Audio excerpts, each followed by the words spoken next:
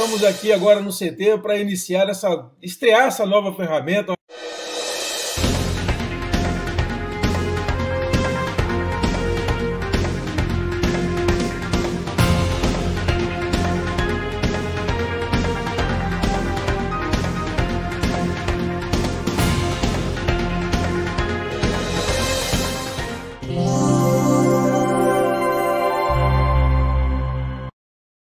Alô, amigos, como vão vocês? Estamos de volta aqui com a nossa entrevista à distância e temos um convidado especial hoje, o secretário estadual Edson Cabral, que atendeu o nosso convite para explicar como que vai ser esse novo ajuste que o governo está anunciando, uma situação financeira difícil que o Estado enfrenta há muitos anos. Aqui no CT, por exemplo, a gente cobrava esse ajuste já dos outros governos, isso é fundamental para o Estado. Agora, logicamente, que vai gerar desconforto, vai gerar problemas, até que o Estado volte a se encontrar. Secretário, primeiro, muito obrigado por ter atendido o nosso convite.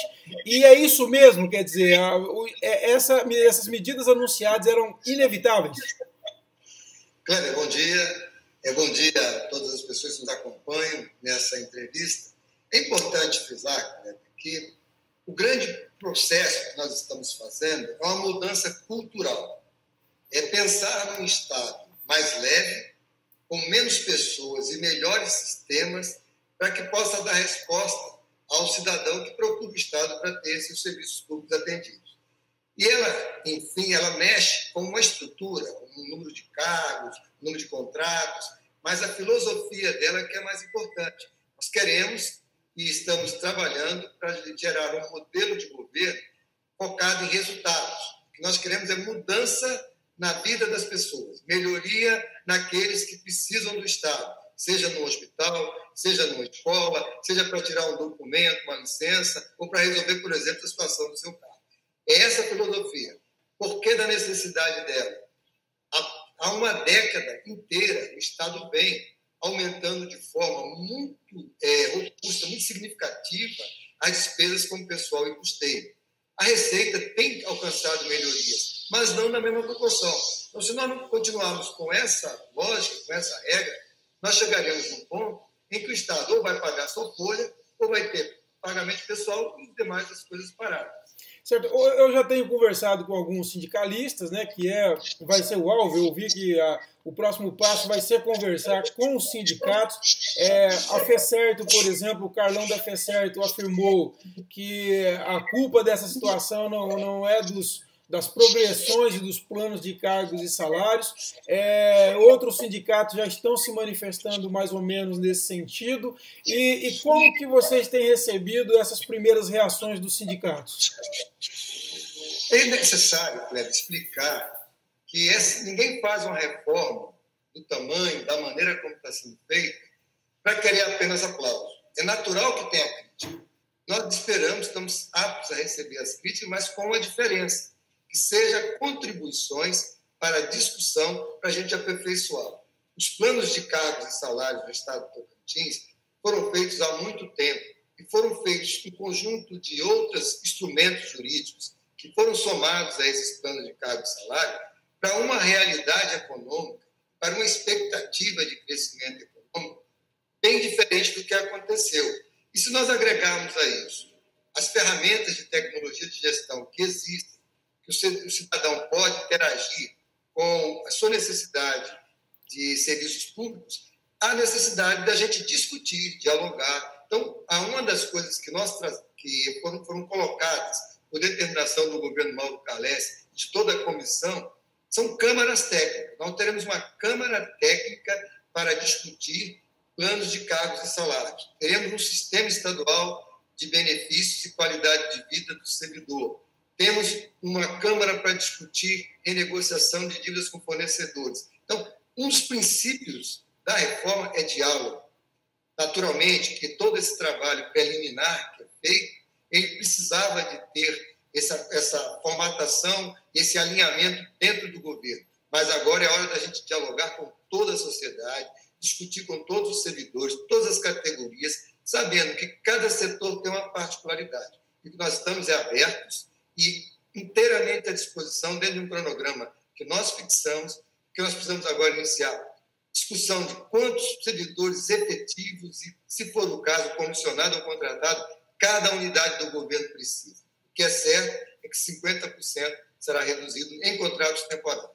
Certo, agora uma conversa lá atrás que alguns membros, altos membros do governo me falavam, é que não apenas está sendo reduzido o número de contratos e até de cargo comissionado, na verdade estão sendo extintos esses cargos para que eles não possam ser reocupados, por exemplo, numa pressão política lá na frente. É isso aí, Cabral? É por aí mesmo?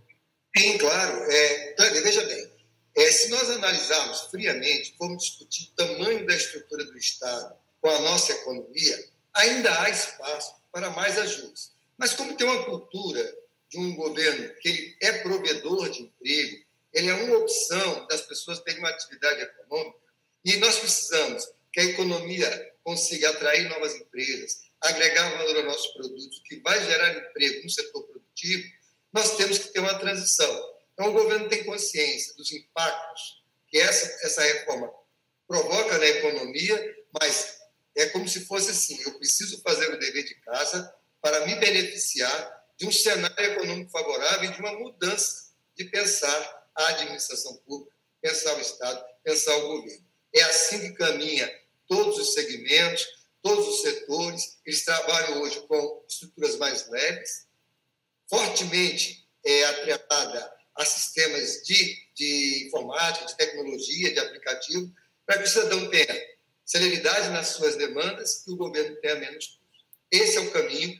E, reforçando, os cargos foram extintos, foram reduzidos, a ocupação dele também passa por uma equação que a gente tem que ter controle, porque é uma determinação taxativa do governador e de toda a comissão. Não podemos ultrapassar 300 milhões o custo da folha de pagamento. Essa é uma questão que eu ia fazer agora. Quer dizer, eu levantei os dados aqui, existe uma previsão de incremento da despesa de pessoal só para 2019 de 2 bilhões 163 milhões de reais e um passivo já consolidado de 1,5 bilhão de reais. Quer dizer, como conciliar essa situação e com esse ajuste e não permitir que a folha ultrapasse os 300 milhões, porque já, inclusive, mesmo com a redução, ela caiu por volta de 270 milhões, já está beirando os 300 milhões já, né?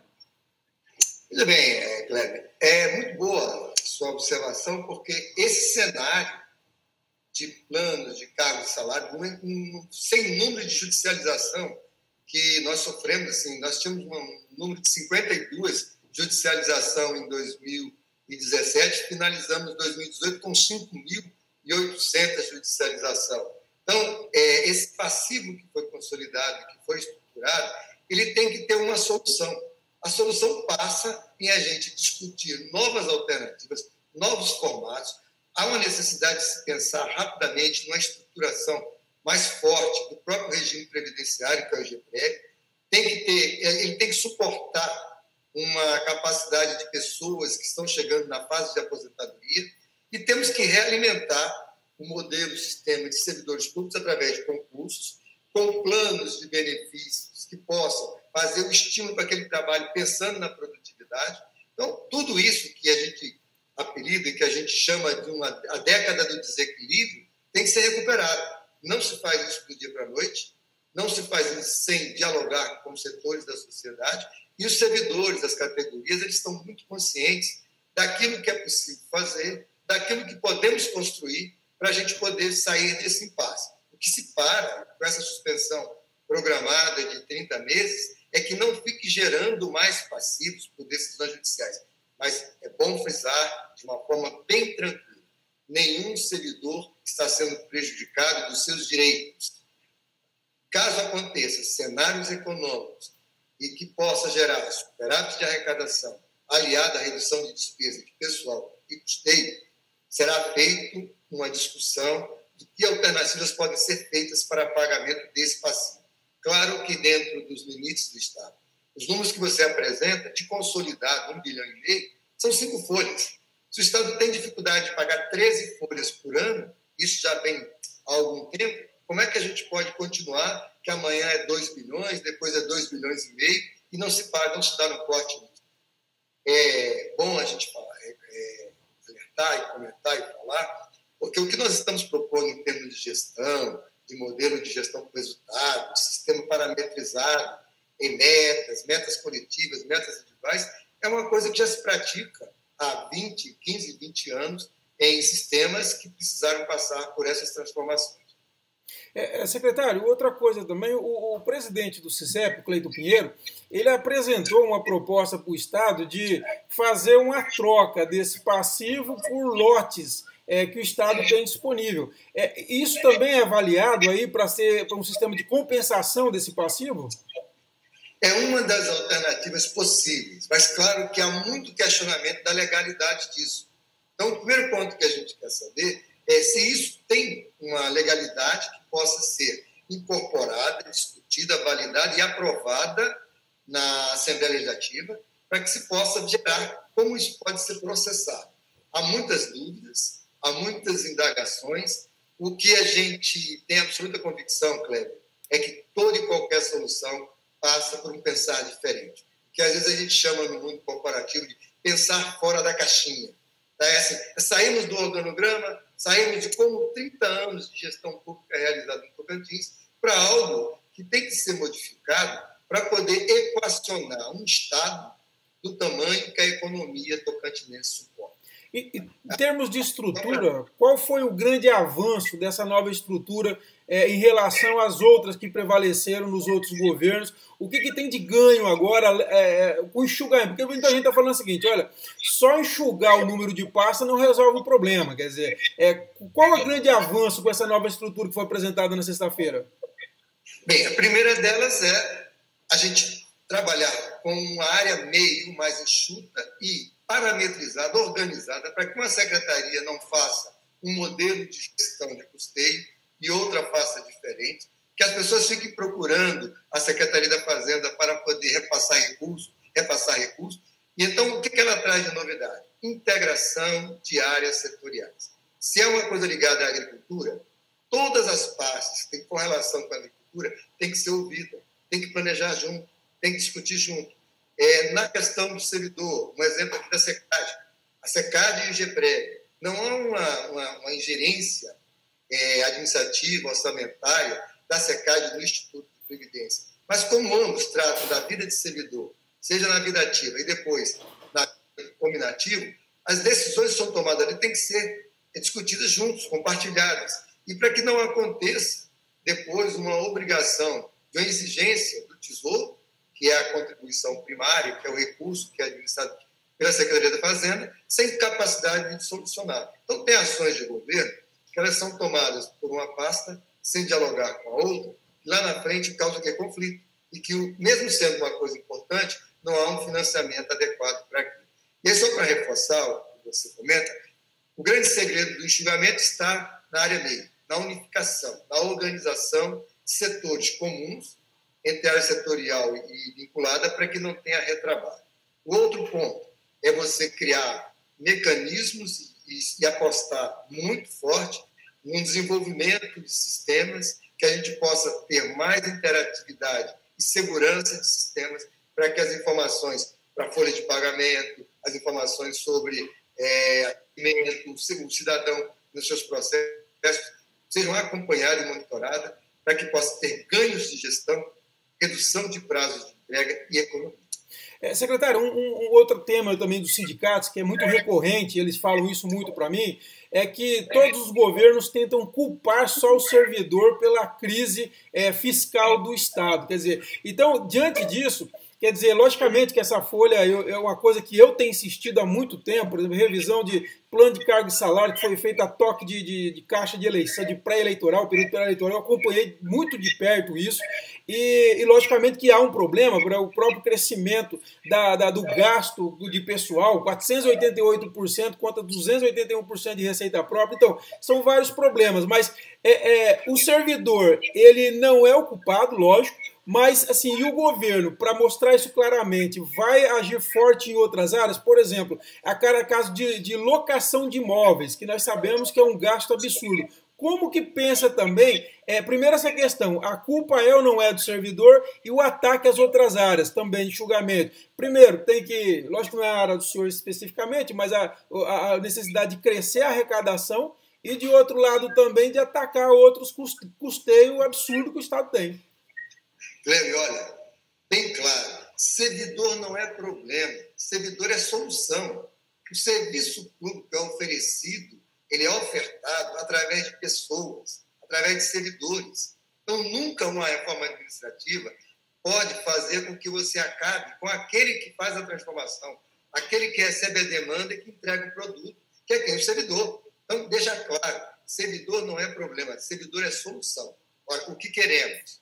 Servidor participando com suas contribuições, servidor tendo a leitura clara e objetiva da situação que o Estado se encontra e fazendo com que eles também colaborem, contribuam. Os planos de cargos e salários, as alterações que provocaram grandes mudanças na folha de pagamento, aconteceram em momentos de transição política que teve um viés que, ao meu olhar, aí é o Edson Cabral, não houve um estudo de impactos financeiros e, às vezes, faltou uma análise mais equilibrada de como se comportaria a economia.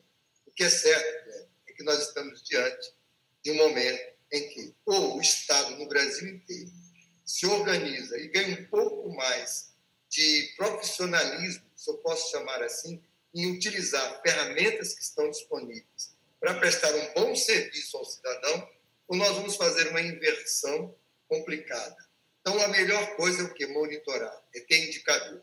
Esse recurso é investido nessa área para transformar o serviço que é oferecido em determinadas áreas.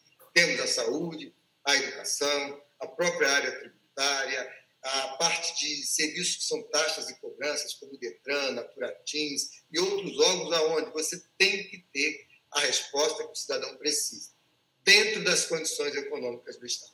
Não há milagre.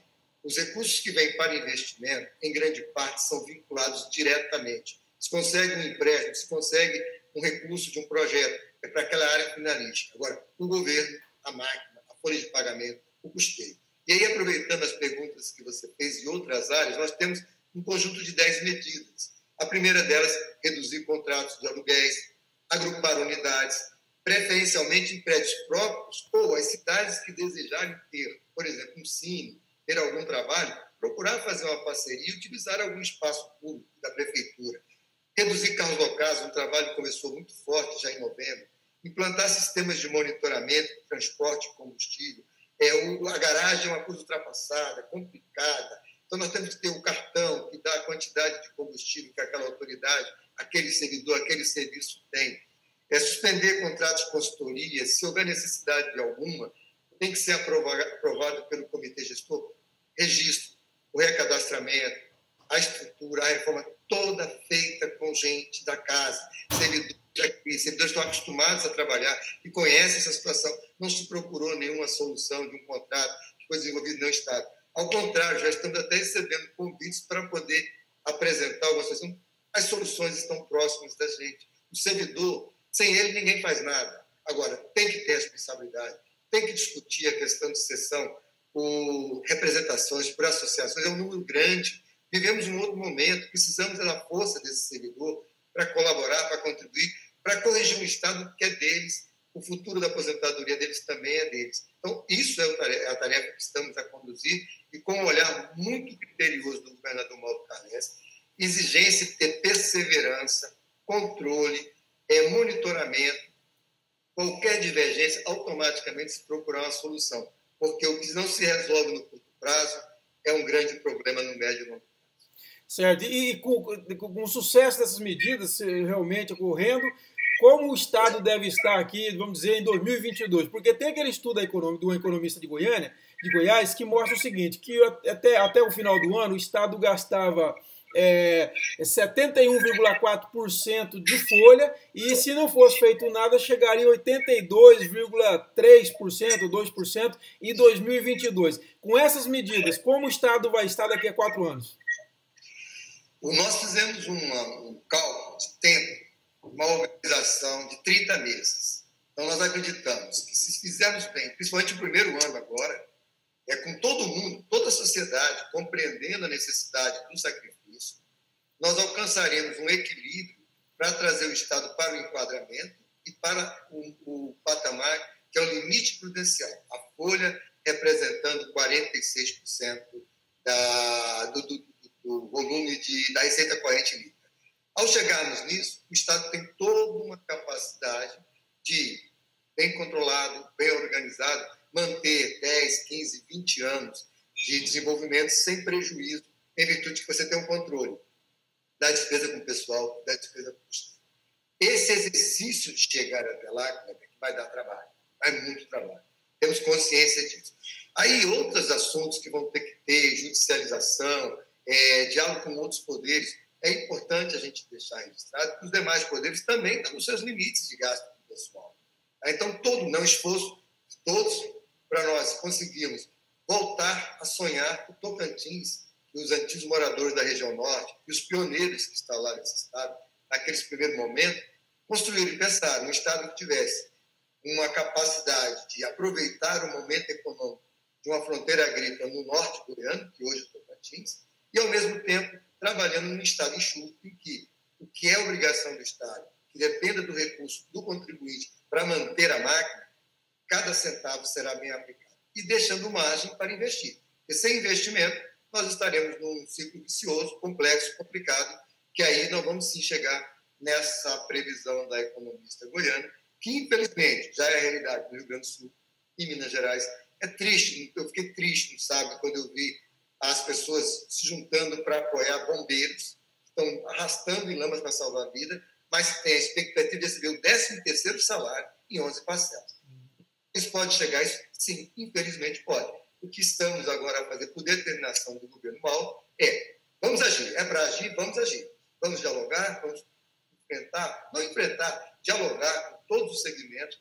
Sabemos da responsabilidade dos nossos servidores e temos certeza que eles não faltarão na discussão, na sua contrapartida, nos estudos que eles têm, para que possa fazer com que o Estado, como um todo, alcance a superação desse momento difícil, mas que está absolutamente sob controle se nós seguirmos o dever de casa, a receita.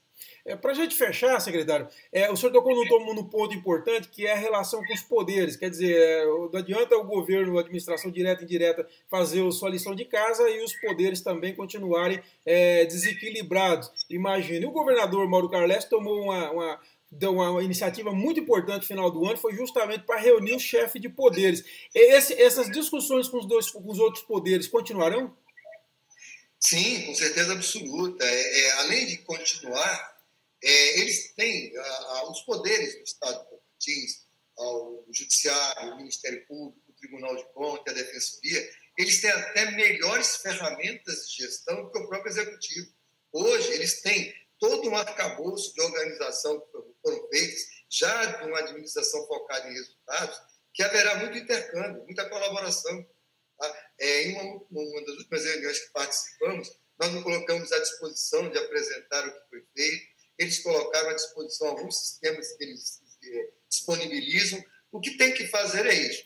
Se tiver o princípio da responsabilidade, o princípio da preocupação com o bem público e entender, ter a humildade de compreender que o Tocantins é de todos e que ele precisa agora de uma colaboração, uma contribuição de todos, nós chegaremos num cenário em que o Estado de Tocantins será referência nacional. O Mauro Carles tem colocado. Se o Espírito Santo é avaliação A na CAPAG e hoje é um modelo de gestão, o Tocantins tem que seguir para dizer assim, nós estamos melhores do que o próprio Espírito Santo. E lá atrás, o governo do Espírito Santo fez um trabalho difícil, que nós sabemos aqui, da dificuldade de dizer, está pronto. E estamos muito tranquilos para dizer, venham somar com o governo, venham contribuir, seja poder, outros poderes que compõem a estrutura de governo, sindicatos, a própria a sociedade, federações, sistemas como o Sistema S, são sistemas que possuem serviços de oferta de serviços públicos diferenciados com ferramentas interessantes. Kleber, o espaço é muito importante para isso. Se nós temos condições de fazer uma entrevista ao vivo aqui, da maneira como está colocando dentro de uma ferramenta, o Estado pode também ter uma linha direta com o cidadão capaz de resolver o seu problema sem ter um custo elevado e, sim, fazer do Estado um provedor de soluções e fomentador de emprego, e não um Estado com uma administração patrimonialista que leva ao clientelismo e com a obrigação de ocupar toda a oportunidade de emprego da nossa gente.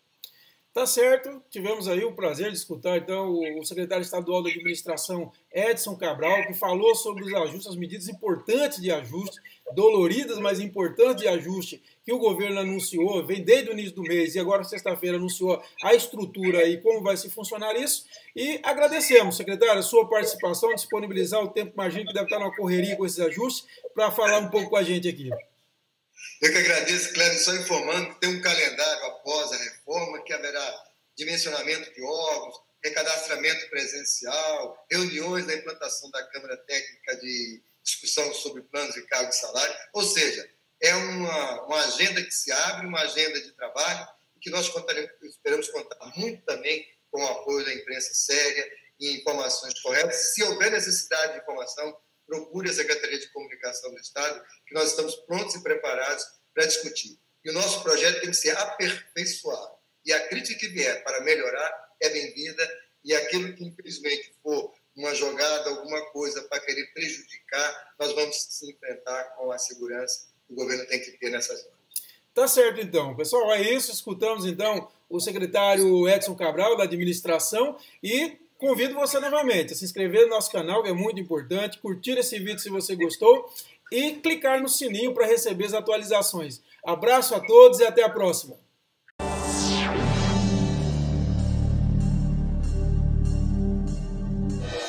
Estamos aqui agora no CT para estrear essa nova ferramenta,